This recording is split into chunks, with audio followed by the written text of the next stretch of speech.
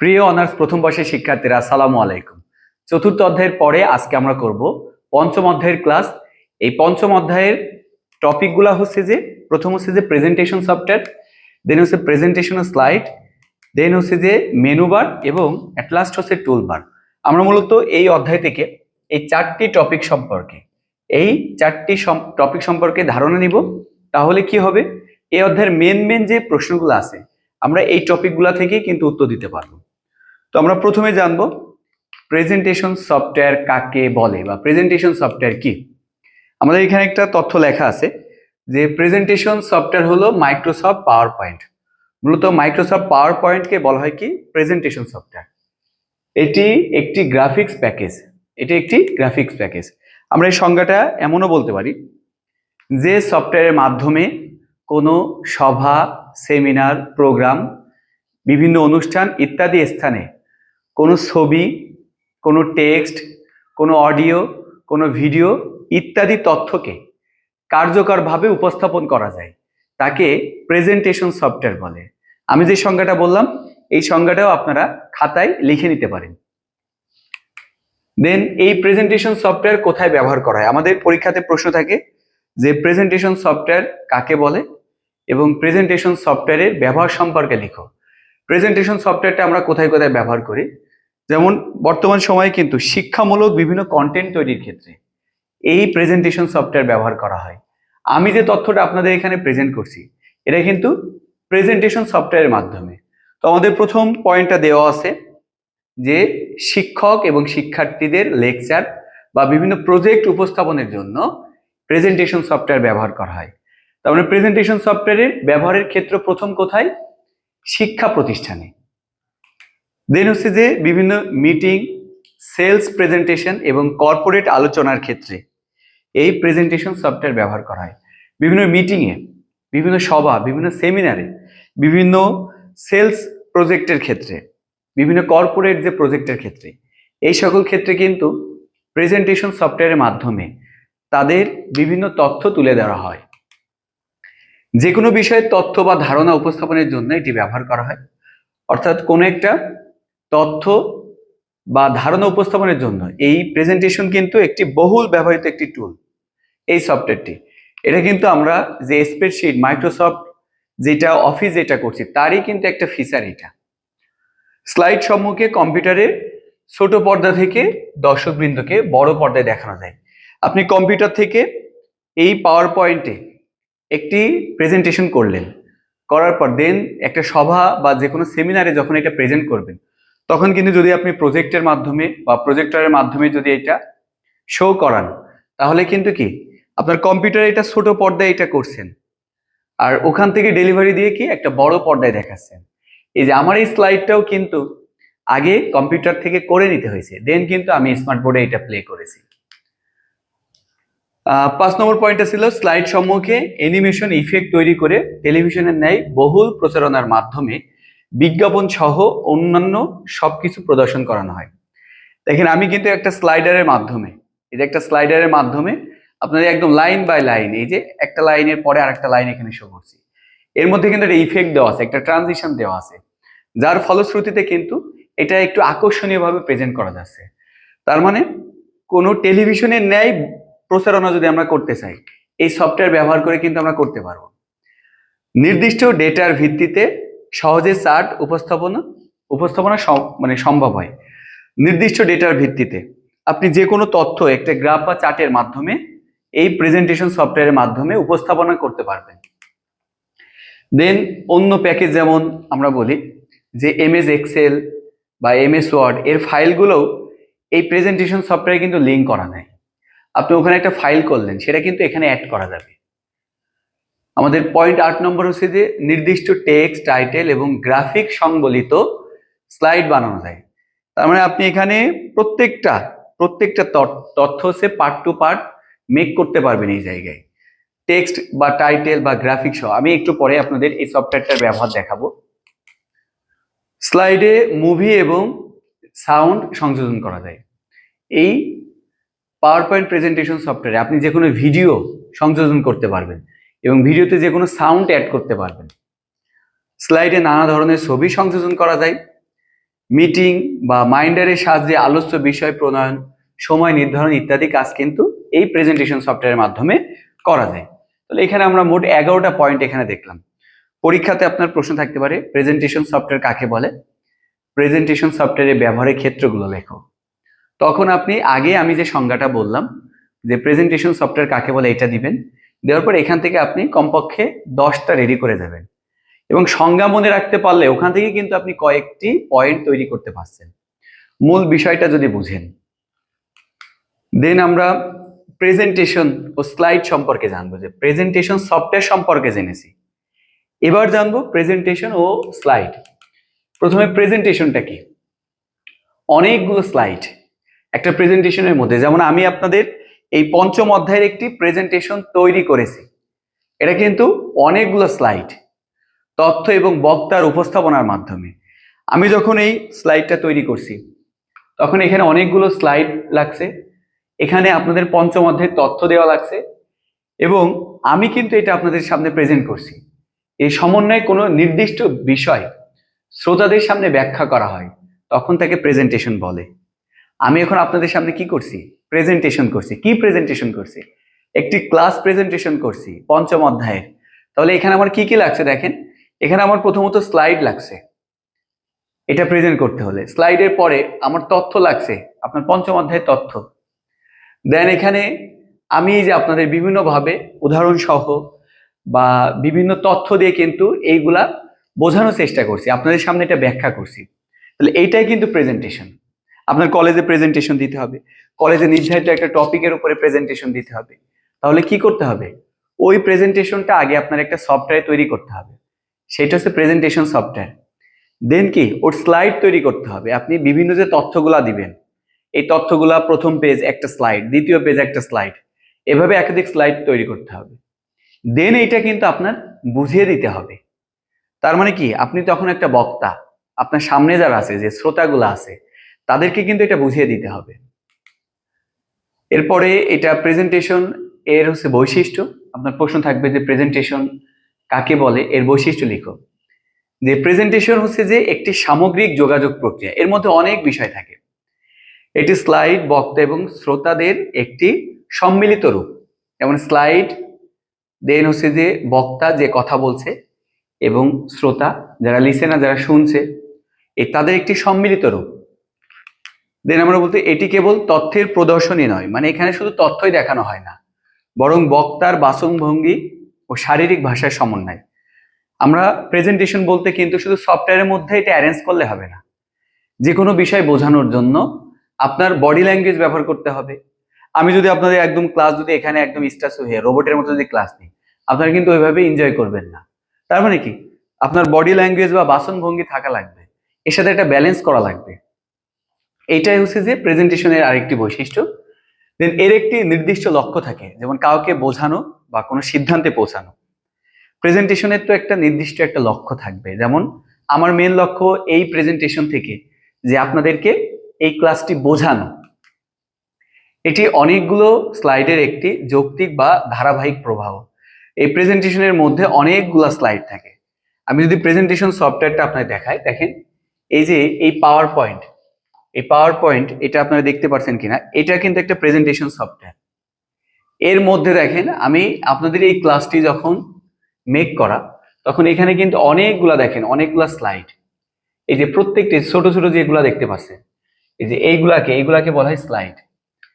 তাহলে এই প্রেজেন্টেশনটাকে অনেকগুলো স্লাইডের সমন্বয়ে কিন্তু তৈরি করা। আমাদের এখানে বলছে কি, যে এটি অনেকগুলো স্লাইডের একটি যৌক্তিক ও ধারাবাহিক প্রবাহ। ধারাবাহিক প্রবাহ বলতে যে একটার পর একটা, এই যে অনুক্রম অনুসারে এটা সাজানো। দেন যদি আমরা দেখি, আমরা স্লাইডটা একটু ওপেন করি। দেন হচ্ছে যে আমাদের এটা ছিল মূলত প্রেজেন্টেশনের কনসেপ্ট, 5টা বৈশিষ্ট্য এখানে দেওয়া। আপনি মোটামুটি সবগুলো একটু মনে রাখবেন এবং বিষয়টা যদি বুঝেন তাহলে নিজেরাও পরীক্ষাতে কিন্তু নিজের মতো করে লিখতে পারবেন। আপনি যে কোনো টপিক যত নিজের মতো করে লিখবেন, সেখান থেকে কিন্তু নম্বর বেশি আশা করা যায়। এই না যে ইললজিক্যাল তথ্য দিবেন, এটা একদম বইয়ের সাথে একটু এটা প্রাসঙ্গিক রাখবেন। এরপরে আমরা জানবো যে স্লাইড কারণ আমাদের টপিকটা হচ্ছে প্রেজেন্টেশন স্লাইড, স্লাইডের কনসেপ্টটা। একটি ডিজিটাল প্রেজেন্টেশনের প্রতিটি একক পাতাকে স্লাইড বলা হয়। আমরা আগে এটা দেখলাম যে স্লাইড বলতে দেখেন এটা হচ্ছে যে একটি ডিজিটাল একটা প্রকাশনা। এই যে প্রতিটা পাতা, এখানে এই যে একটা পাতা আপনারা দেখছেন কিনা, দ্বিতীয় একটা পাতা, এই প্রতিটা পাতায় হচ্ছে যে এক একটি কি স্লাইড। এটি প্রেজেন্টেশনের একটি ক্ষুদ্রতম একক বা উপাদান যেখানে নির্দিষ্ট তথ্য, ছবি বা গ্রাফিক্স সাজানো থাকে। আমরা প্রেজেন্টেশনে মূলত নির্দিষ্ট তথ্য দিই, ছবি বা গ্রাফিক্স এখানে সাজিয়ে রাখি। স্লাইড প্রেজেন্টেশনের একটি অংশ বা পাতা। আমরা এটার বৈশিষ্ট্য যদি লিখি যে স্লাইড কি জিনিস, এই স্লাইড হচ্ছে প্রেজেন্টেশনের হচ্ছে যে একটি অংশ বা পাতা। তাহলে প্রথম টপিক এইটা। দ্বিতীয় ক্ষেত্রে এতে সাধারণত লেখা, এর মধ্যে কি কি থাকে, এর মধ্যে মূলত থাকে এটা লেখা হয়েছে, লেখা, ছবি, ভিডিও বা টেবিল যুক্ত থাকে। একটা প্রেজেন্টেশনের উপাদান কি, একটা প্রেজেন্টেশনের উপাদান হয় ছবি, না হলে কি কোনো টেক্সট অথবা অডিও, ভিডিও, এই টাইপের যে উপাদানগুলা। একটা স্লাইডের মধ্যে মূলত সাধারণত কি থাকে, ওই টেক্সট, মানে যেটা আমরা লিখে প্রকাশ করি, টেক্সট থাকে, এরপরে পিকচার থাকে, দেন ভিডিও থাকে, অডিও থাকে এবং বিভিন্ন টেবিল যুক্ত থাকে। একটি একক স্লাইড সম্পূর্ণ বার্তা প্রদান করতে পারে না। অর্থাৎ আপনি যখন এখানে শুধুমাত্র একটি স্লাইড ব্যবহার করছেন তখন কিন্তু আপনি এখান থেকে সম্পূর্ণ ধারণা পাবেন না। তার মানে স্লাইডের ক্ষেত্রে কি অনেকগুলা পেজের সমন্বয়ে আপনি একটা বিষয় সম্পর্কে ধারণা পাবেন। এটি Microsoft power point, Google slide দিয়ে তৈরি করা যায়। অর্থাৎ এই যে স্লাইডগুলা আপনি এটা পাওয়ার পয়েন্টে তৈরি করতে পারবেন, অথবা গুগল যে স্লাইডস আছে এটা থেকেও আপনি তৈরি করতে পারবেন। এটি অনেকগুলো স্লাইডের একটি যৌক্তিক ও ধারাবাহিক প্রবাহ। তার মানে স্লাইড বলতে আমরা এটা অনেকগুলো স্লাইডের একটি যৌক্তিক বা ধারাবাহিক প্রবাহ।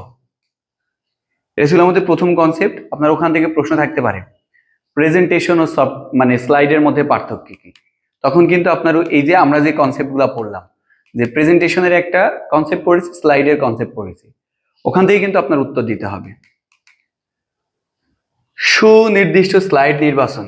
স্লাইড আমরা কিভাবে নির্বাচন করব, আপনার এখানেও যে কিভাবে সুনির্দিষ্ট স্লাইড নির্বাচন করা যায় লিখো। তখন আমরা কি করব, যে মাইক্রোসফট পাওয়ার পয়েন্টে প্রেজেন্টেশন তৈরির সময় সব স্লাইড একসাথে কাজ না করে প্রয়োজন অনুযায়ী সুনির্দিষ্ট স্লাইড নির্বাচন করা বেশি সুবিধাজনক। আমরা যখন মাইক্রোসফট পাওয়ার পয়েন্টে কোনো কিছু প্রেজেন্টেশন করব, সব স্লাইড এটা একসাথে কাজ করবে না, কিন্তু প্রয়োজন অনুযায়ী একটার পর একটা সেই সুনির্দিষ্টভাবে আমরা এটা নির্বাচন করে নেব। সুনির্দিষ্ট স্লাইড নির্বাচন করার সুবিধাগুলো কি, এটা আপনি দ্রুত সময়ে আপনার ভুল গেছে বা কোনো একটা সমস্যা হয়েছে, আপনি সাথে সাথে ওটা এডিট করতে পারবেন এবং এটা কি আপনি এডিট করে নতুনভাবে কাজ সম্পাদনা করতে পারবেন। একই সাথে একাধিক স্লাইড সুনির্দিষ্টভাবে নির্বাচন করে এক ক্লিকে ডিলিট সম্ভব, যা সময় সাশ্রয় করে। একই সাথে একাধিক স্লাইড সুনির্দিষ্টভাবে নির্বাচন করে আপনি এটা ডিলিট করতে পারবেন। তখন এখানে আপনার যে স্লাইডগুলো আছে এগুলা আপনি যদি মার্ক করে নেন, এই মার্ক করে কিন্তু এখান থেকে আপনি এগুলা ডিলিট করতে পারবেন। এখানে যে স্লাইডগুলো আছে এগুলা আপনি প্রত্যেকটা এখানে এই যে এই অংশ থেকে আপনি একটা স্লাইড এটা যদি এনেবল এডিট করি তাহলে সম্ভব। এই জায়গা থেকে আপনি পছন্দ অনুযায়ী বা আপনার যেটা সিলেক্ট করবেন সেই অনুপাতে আপনি এখান থেকে এটা ডিলিট করতে পারবেন। সেই কনসেপ্টটা এখানে বলছে যে একই সাথে একাধিক স্লাইড সুনির্দিষ্টভাবে নির্বাচন করে এক ক্লিকে ডিলিট করা সম্ভব। এটা মার্ক করেও ডিলিট করা সম্ভব। সুনির্দিষ্ট স্লাইড নির্বাচন করে মাউস দিয়ে ড্র্যাগ করে এক স্থান থেকে অন্য স্থানে সরিয়ে নিয়ে প্রেজেন্টেশনের ধারাবাহিকতা সহজে ঠিক করা যায়। আপনি ধরেন যে কোনো একটা স্লাইড যদি আপনি এখানে করেন তাহলে আপনি চাচ্ছেন যে এইটা আছে প্রথমে আছে, আপনি এই স্লাইডটাকে ড্র্যাগ করে আপনি এটা আপনার সুবিধা মতো যে কোনো স্থানে নিতে চাচ্ছেন, তাহলে কিন্তু এটা সম্ভব। সেই কনসেপ্টটা আমাদের এখানে বলছে যে সুনির্দিষ্ট স্লাইড নির্বাচন করে মাউস দিয়ে ড্র্যাগ করে এক স্থান থেকে অন্য স্থানে সরিয়ে নিয়ে প্রেজেন্টেশনের ধারাবাহিকতা সহজেই ঠিক করা সম্ভব বা সহজে যায়। আমাদের পরবর্তী টপিক যদি দেখি, সব স্লাইডে একই ইফেক্ট না দিয়ে সুনির্দিষ্ট স্লাইড নির্বাচন করে আলাদা আলাদা ট্রানজিশন যুক্ত করা যায়, যা প্রেজেন্টেশনকে আরো আকর্ষণীয় করে তোলে। তার মানে আপনি যখন কোনো একটা প্রেজেন্টেশন করছেন, এটা যদি আমরা স্বাভাবিকভাবে যদি স্লাইড শো করি, দেখেন এখানে কিন্তু একটা ট্রানজিশন দেওয়া হয়েছে, একটা ইফেক্ট দেওয়া হয়েছে। দেন এখানে দেখেন আরেক ধরনের ইফেক্ট, অর্থাৎ এক একটা ট্রানজিশনে বা এক একটা স্লাইডের মধ্যে এক এক টাইপের ট্রানজিশন দেওয়া, এক এক টাইপের ইফেক্ট দেওয়া। এটার সুবিধা কি, এটা যারা শ্রোতা আছে, শ্রোতা যারা আছে, শ্রোতারা কিন্তু এইগুলা উপভোগ করে, এইগুলা দেখতে আর আকর্ষণীয় মনে করে। আমি যদি এই ক্লাসটি আপনাদের জাস্ট বই ওপেন করে বোঝাতাম, ক্লাসটি কিন্তু ওইভাবে অ্যাট্রাকটিভ হতো না, বা আপনারা ওইভাবে দেখতেন না। একটা স্লাইডে এটা দেখানো হচ্ছে, এটা কিন্তু আপনার দেখার প্রতি একটা আগ্রহ আছে। দেন কোনো স্লাইড পছন্দ হলে সেটি সহজেই ডুপ্লিকেট করা যায়। আপনি ধরেন যে কোনো একটা স্লাইড আপনার এখানে পছন্দ হয়েছে, এই স্লাইডটা আপনি ডুপ্লিকেট করতে পারবেন। একই স্লাইড, এই যে দুইটা দেখতে পাচ্ছেন কিনা, যে একইটা, এটা ডুপ্লিকেট করার সুবিধা কি, আপনার এই স্লাইডটা ডুপ্লিকেট করার প্রয়োজন। ক্লিক করবেন, দেখেন প্রেজেন্টেশন লেখা আছে, ডুপ্লিকেটে ক্লিক করবেন। এই যে স্লাইডের সুবিধা হচ্ছে এটা, যে কোনো স্লাইড পছন্দ হলে সেটিকে সহজে আপনি ডুপ্লিকেট করতে পারবেন। কাস্টম স্লাইড শো তৈরি করা যায়, আপনি নিজের মতো করে এটা তৈরি করতে পারবেন। ফরম্যাটিং ও ডিজাইন সহজে পরিবর্তন করা যায়, আপনি চাইলে ডিজাইন পরিবর্তন করতে পারবেন। যখন এই যে এখানে একটা স্লাইড আছে, আপনি চাচ্ছেন এখান থেকে ডিজাইনটা চেঞ্জ করবেন, এটা কিন্তু সহজে এখান থেকে আপনি ডিজাইন চেঞ্জ করতে পারবেন, সেই কথাটাই বলছে। এরপরে যে কোনো স্লাইড সহজে হাইড করা যায়, আপনি যদি কোনো একটা স্লাইড চাচ্ছেন যে এখান থেকে হাইড করবেন, এটা দেখবেন না, তাহলে এই যে ক্লিক করবেন, এখান থেকে হাইড স্লাইডে ক্লিক করবেন, আপনি সহজেই সেই স্লাইডটা কিন্তু এখানে আমাদের নাই, এটা হাইড হয়ে গেছে। স্লাইডের সুবিধা হচ্ছে এটা। দেন হচ্ছে যে এখান থেকে আমরা যে টাইপের প্রশ্ন পরীক্ষাতে পাবো সেটা যদি আলোচনা করি, প্রেজেন্টেশনের বৈশিষ্ট্য লেখো, স্লাইডের বৈশিষ্ট্য লিখো, প্রেজেন্টেশন ও স্লাইডের মধ্যে পার্থক্য লিখো, সুনির্দিষ্ট স্লাইড নির্বাচন করার সুবিধাসমূহ লিখো। অর্থাৎ এই 3 টাইপের প্রশ্ন কিন্তু এখানে একদম আপনার সংক্ষিপ্ত থেকে রচনামূলক, এই 3 টাইপের প্রশ্ন থেকেই কিন্তু আসবে প্রশ্ন। দেন আমাদের প্রেজেন্টেশনের মেনু বার ও টুলবার, এটা লাস্ট টপিক, যে প্রেজেন্টেশনের মেনু বার ও টুলবার। মেনু বার বলতে আমরা কি বুঝি, পাওয়ার পয়েন্টে উইন্ডোর একদম উপরের দিকে অবস্থিত যে বারটি বিভিন্ন কমান্ড গ্রুপকে বা ক্যাটাগরি অনুযায়ী সাজিয়ে রাখে, তাকে মেনু বার বা ট্যাব বলে। এই দেখেন পাওয়ার পয়েন্টে একদম উপরে এই যে প্রত্যেকটা মেনু, এই যে প্রত্যেকটা মেনু, এইগুলাকে কি বলা হয়, এইগুলাকে বলা হয় মেনু বার বা ট্যাব, যেখানে অনেকগুলা তথ্য থাকে। এর বৈশিষ্ট্য কি, এটি পাওয়ার পয়েন্টের সমস্ত ফাংশন বা কাজগুলোকে নির্দিষ্ট বিভাগে ভাগ করে রাখে। সেটা কেমন দেখেন, আমরা যদি এখানে মেনু বারে ইনসার্টে ক্লিক করি, দেখেন প্রত্যেকটা কাজ এখানে আলাদা আলাদা করা, শেপ আলাদা করা, আইকন আলাদা করা, প্রত্যেকটা আপনার যা যা প্রয়োজন, এই যে এখানে যে সিম্বলগুলো আছে এগুলো আলাদা করা। তার মানে এখানে ওইটাই বোঝাচ্ছে যে এটি পাওয়ার পয়েন্টের সমস্ত ফাংশন বা কাজগুলোকে নির্দিষ্ট বিভাগে ভাগ করে রাখে, মানে প্রত্যেকটা কাজ আলাদা আলাদা ভাবে ভাগ করে রাখে। এটি মূলত টেক্সট বা শব্দ নির্ভর। এখানে আমরা যে তথ্যগুলো দেখি, দেখেন এই যে এখানে এগুলো কি দিয়ে লেখা, অবশ্যই টেক্সট বা বিভিন্ন শব্দ নির্ভর। এটিতে কমান্ডগুলোর নাম আকারে সাজানো থাকে, এটিতে যে কমান্ডগুলো থাকে সেগুলো একটার পর একটা নাম আকারে সাজানো থাকে। মেনু বারে কোনো ট্যাবে ক্লিক করলে তার অধীনে থাকা আরো অনেকগুলো অপশন বা কমান্ড ড্রপ ডাউন আকারে খোলা যায়।